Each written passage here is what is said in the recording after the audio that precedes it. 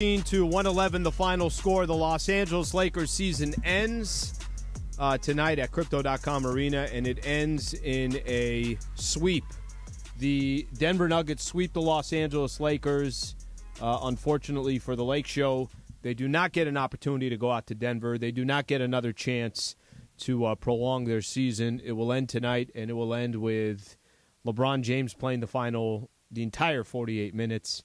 Chipping in with 40 points, 10 rebounds, and 9 assists. AD had 21 and 14, but not as productive as a night as the team needed from Anthony Davis. He ended up with 21 points and 14 rebounds. I got some thoughts here. I'm sure there's a lot of Laker fans that want to react to the final game of the season. Bottom line, give credit where credit's due. Denver was a better team. Denver knew how to close better than the Lakers. Lakers were in some games, had some opportunities to get one of those games in Denver, and failed on both occasions. The Lakers, I'll use tonight as an example. They fought, and they continued to fight all year, and it wasn't one of those games where they're down 3-0, and all of a sudden they just they lay it in and say, all right, where are we going for our vacation?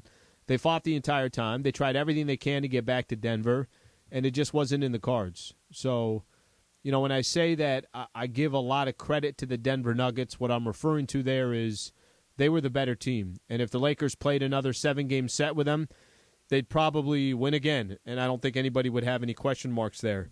The one thing I will say about the Lakers, and I'm sure as we kind of progress in the postgame show, it's a very interesting season. There's so many chapters to this season this year. And the fact that the Lakers, if you'd have told me a few months ago they'd be the second-best team in the Western Conference, I would not be buying that. But here they are, and I know for Laker fans you don't get trophies for getting to the Western Conference Finals. I know it doesn't work like that.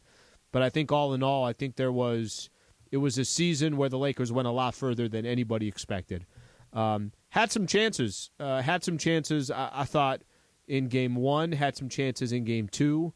Had some chances in game tonight. They were in all these games. It's just towards the end, Denver would do one or two things that was the difference of the ball game, and that obviously helped the Denver Nuggets prevail. All right, the phone number is 877-710-ESPN, 877-710-ESPN. If you're out driving around, getting an opportunity to obviously come on the show, feel free to do so. We're also live on all our social platforms as well, so we can do that as well. But double check here, guys. We ready on Darvin Ham? We're still going there. Okay, we'll get Lakers head coach Darvin Ham in just a few minutes as well. So, I guess if you're just looking at this game specific, and we want to look at that last possession. First, Lakers had the ball. Bron had to take basically a fadeaway, almost 25-footer or whatever it was in the corner.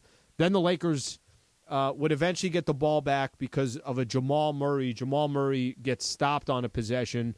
I want to say it was Dennis Schroeder that was guarding him. So Lakers would have one more chance with 4 seconds left. Bron would go to the basket, try to get a shot up, and basically Jamal Murray floating around decides to forget about who he's guarding. And that was it. That was the season. Denver Nuggets are going to go to the NBA Finals for the first time in their franchise history, and it was just a weird moment. Jamal Murray got his hands on the ball. Bron tried to shoot. You call foul there? Do you not? Probably not. And then the season ended. It's just such a abrupt end to how this season ultimately finishes. And unfortunately for the Lakers, they're now out. All right, let's take a couple phone calls here. Let's go to Steven in Playa Vista. Steven, appreciate you calling in. Hey, thanks for taking my call. Definitely agree, just a rough way to end the season considering they were in all 4 of the games. One thing I probably wish they could have done, specifically in Game 1 and today, I felt like Murray and Jokic respectively were in foul trouble with half of the fourth quarter. So wish they could have, made some adjustments to attack both of those guys in Games 1 and 4. But, those minor tweaks they wish they could have done, but ultimately Denver was a better team, and looking forward to what they do for next season. Yeah, and I appreciate you calling in. 877-710-ESPN. There is a little bit of that. I know it's very early, and I know we have plenty of time to talk about the offseason and what the Lakers do from here and how do you approach the offseason, what guys you go after, what guys you want to keep, what guys you want to eventually decide to let go or sign somewhere else. I think there are some obvious ones, and let me explain what I mean by that. The obvious ones. Austin Reeves, you got to find a way to bring him back. Rui Hachimura is a player that I think if you have on your team, you're a better team, adds some great depth to your lineup, and also has some length. Dennis Schroeder, it's kind of funny. I think he's going to get some opportunity somewhere else. I think he earned himself a paycheck somewhere else. But for the most part, I think those are the players that stood out to me the most. And if you look at what Darvin Ham, who he used in these playoffs, at least who he used tonight, all he used was 7 minutes of Lonnie Walker, 15 minutes of D'Angelo Russell, and 10 minutes of Tristan Thompson. So that says a lot right there. All right, let's take a quick listen. Here's Lakers head coach Darvin Ham. Darvin, just one on tonight first. LeBron played the entire game except for those 4 seconds at the end of the half.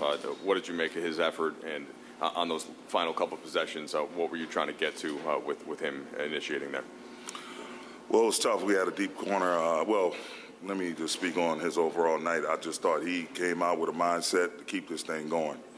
He came in the building as he's been all year, all throughout the playoffs, with a focus, a determination to get it done by any means necessary. And, I just thank them all. I mean, it's great, the competitive spirit. It was phenomenal. From day one, getting to this point from which we came, digging ourselves out of a deep, deep hole, and being able to be a part of this 2023 NBA postseason and then become one of the Final Four teams. It was a hell of a year, hell of an experience, and hell of a turnaround. Did a complete 180. And, he was a big part of that in terms of his communication, his leadership, he and AD both. And he just came out ready to go. With the end of the quarter stuff, end of the game, I just thought he was trying to get downhill, man. And again, I mean, not to use any excuses or make any excuses, but there's contact on just about every play in the NBA.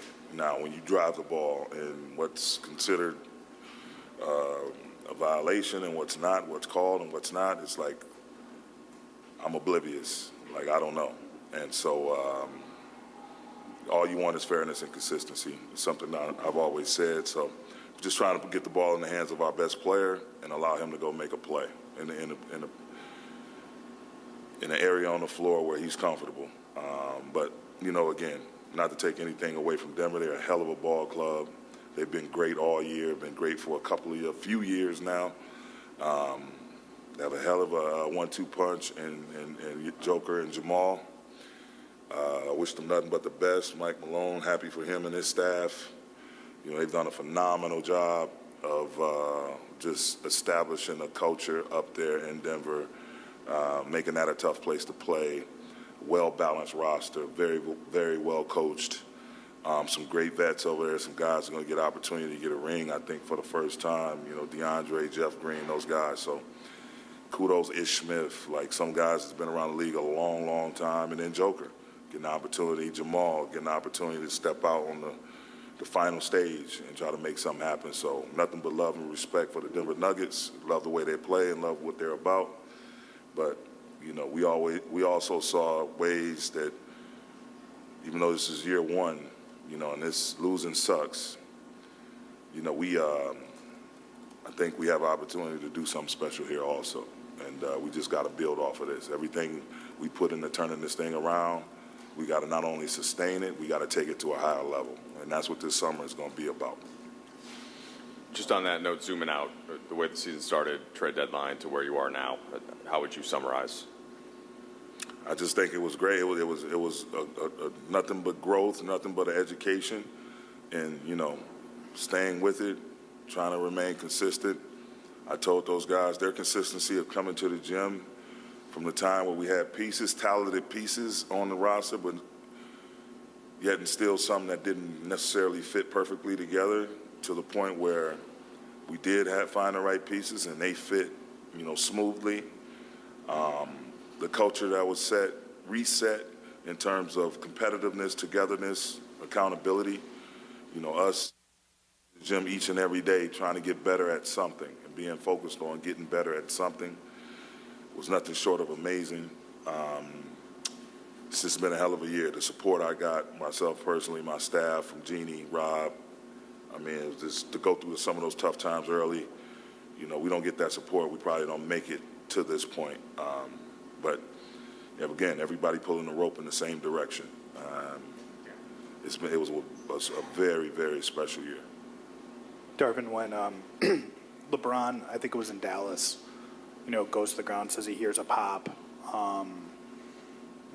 meets with people, maybe he needs to have season-ending surgery. At any point, did you envision being able to count on him for 48 minutes in a game? At that point, you might not have known if you'd get 48 minutes all season. What did he have to go through to get back, and what did he give tonight?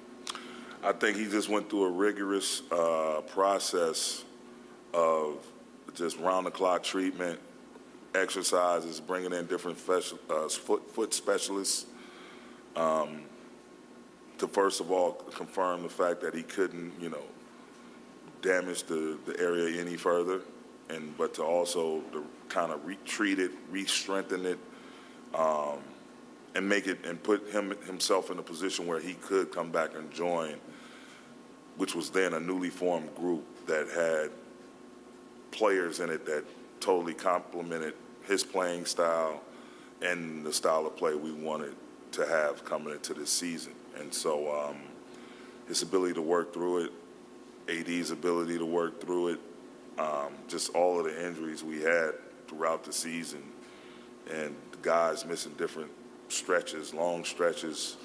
I just think there was a belief there that this thing could really work. We got some consistency in terms of people being in the lineup and guys trying to get everything they could on the fly. It wasn't a whole, didn't have a training camp, wasn't a whole, with the new team from the deadline on. Obviously there's no training camp, the practice time is limited because you're dealing with multiple injuries. So it was a lot of film study, a lot of walkthroughs. The shoot-arounds pretty much became our practices, regardless of who our opponent was, just trying to work on us and get better at what we need to get better at, and continue to fight through. And hopefully, our leaders, our captains, Bron and AD, would be available at the right time, and they were. And that just a bunch of work by our performance team and everybody around them. Just again, those guys being meticulous about not only just getting well, getting healed, but strengthening so we could make a push. Darvin, to stay smaller picture for a second. Obviously, the result was the same as games 1 through 3, but you did change up the starting lineup, and now that you're immediately removed from it, what do you feel about that switch? And do you look back and wonder, could I use that at a different time of the series? Yeah, I believe we started the series with Dennis in the lineup in Game 1, coming off the Golden State. You can go back, look at the lineups. We were fortunate, at the deadline to make a move that gave us a ton of serviceable players. You're always going to, question whether or not you should took a timeout or put the ball in someone's hands at a certain particular time in the game, or switched up your defenses, or this, that, and the third. Like, I just felt like, no matter who we put in that lineup, they were going to step up and give it their all, no matter what the results said. But this lineup that we finished with in particular, obviously we want to just be aggressive, be physical. Thus the reason Tristan came in. I thought he played huge in his time on the floor. Gave us some really good, inspiring minutes, high-spirited minutes.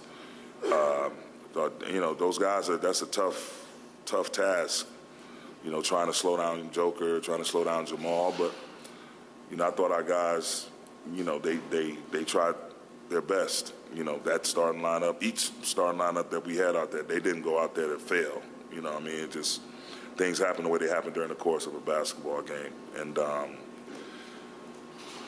And kudos to those guys who were removed from in D'Lo's case, removed from the starting lineup, and then in Vando's case, didn't get a chance to play tonight. But those guys were nothing short of professional. Understood, did what they needed to do in the restructured part of the rotation, and everybody was supportive. Really wanted to come out and get this win tonight, and I thought we fought as hard as we could fight. Darvin, even though it was a sweep, you guys were in all four fourth quarters. At one point it was a one-possession game in each of them. What's the key for this group moving forward to, you said, to kind of take that next step? What do you think that key is for you guys to be able to execute on a stage like this and come out winning those games? I just think, again, the phrase for me is self-inflicted wounds. You can't have those. And that's not, being good in transition defense, not fouling, not pushing them to the bonus, getting a rebound, boxing out, keeping them off their offensive glass, not allowing them to get those second, third, fourth chances. And then on our side, not turning the ball over and making layups. I don't know. I don't think coverages or adjustments have anything to do with that. That's just playing harder, playing better. I thought the third quarter, it was twofold. We missed a ton of point-blank shots, and we allowed them to get really active on their offensive glass. When we would stop them, and then they get another crack at it and another crack at it. And now instead of getting a rebound, you're giving up threes. And the sign of a great team is you make any mistake, they're going to make you pay for it.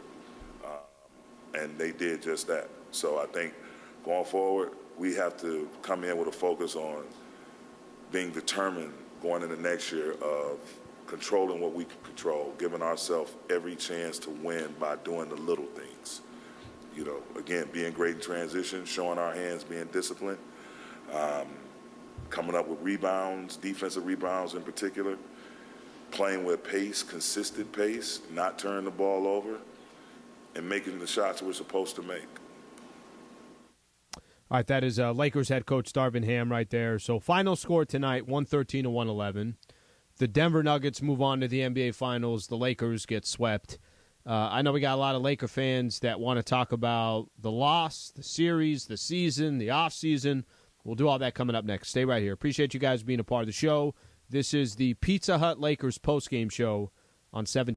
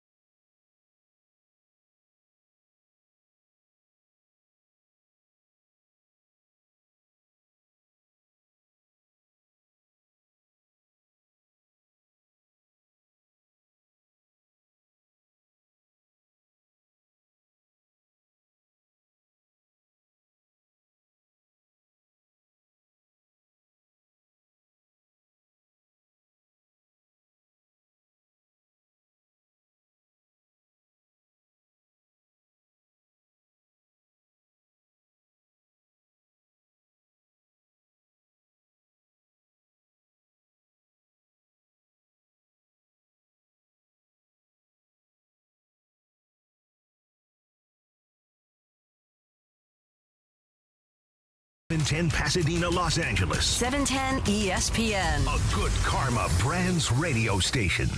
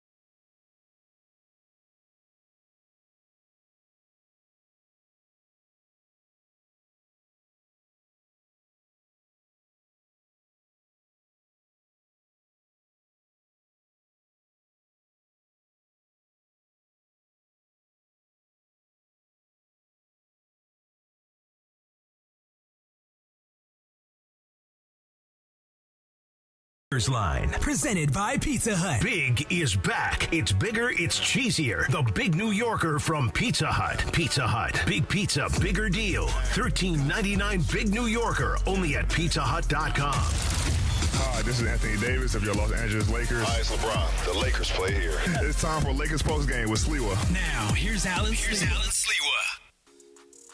Need a break from the everyday? Well, fans, it might be your lucky day because tonight, Fantasy Springs Resort Casino is giving away a 2-night stay plus dinner and golf or bowling for two. Make any day your lucky day. Book now at FantasySpringsResort.com. Lakers season ends tonight. They get swept by the Denver Nuggets in the Western Conference Finals. 113-111 the final score. We'll get a chance here from everybody. LeBron, AD. Just heard from Darvin Ham. I do want to take as many calls as I possibly can. We'll just kind of go tonight since this is the final game of the year. I know there's a lot of reactions. Some of the interviews are going to be a little bit longer as well. Let's start off with Oscar in Baldwin Park. Oscar, what's going on? Slee, man, what's up, bro? Be honest, man. I don't know how to feel right now. I don't be pissed off or just kind of they made it this far when no one was really expecting it. I'll be honest. I'm just kind of like maybe a little surprised that they got swept the way they did. They were in every game. I think that's a little bit of the frustrating part. They were in every game. Every game was winnable for them.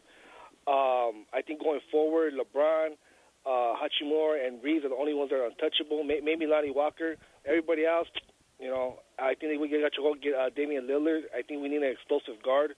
That's one thing that'll be the Lakers' history, too, the great guard play with the great big man play. Then we need a great guard because Jamal Murray ate us up. But overall, man, they got farther than I thought they would. And, I really wish they got swept. They didn't want to get swept. But, there's progress there. So let's just hope to next year, man. Thanks for the good work, bro. Appreciate everything you guys do. Enjoy Thank your you, Oscar. Show and everything. Appreciate it, brother. Thanks for calling in. I'm actually I kind of get Oscar's emotions. I would tell you this. I'm still at the frustrated against the Denver Nuggets portion of it. But it will settle in. The settling in of what kind of season the Lakers had, how they outperformed, I think, a lot of expectations. But I think the Nuggets piece of it is they were in a lot of these games. They just kind of got outplayed towards the end there. I thought they played good enough to split in Denver. I thought they played good enough to split one of these two games against the Nuggets. But that's not how sports works. And we've seen the Lakers in situations where they're good enough to win it all, and they take out teams that were close, but they couldn't close. And the Lakers were close, but they couldn't close.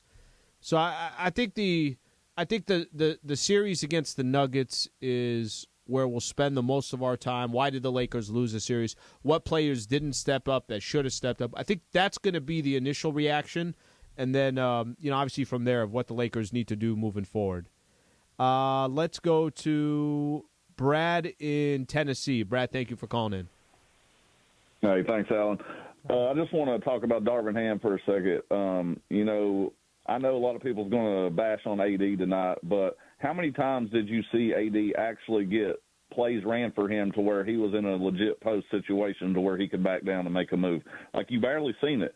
Some of that might be on him, but as the head coach, it is your job to put your players in the right position to succeed.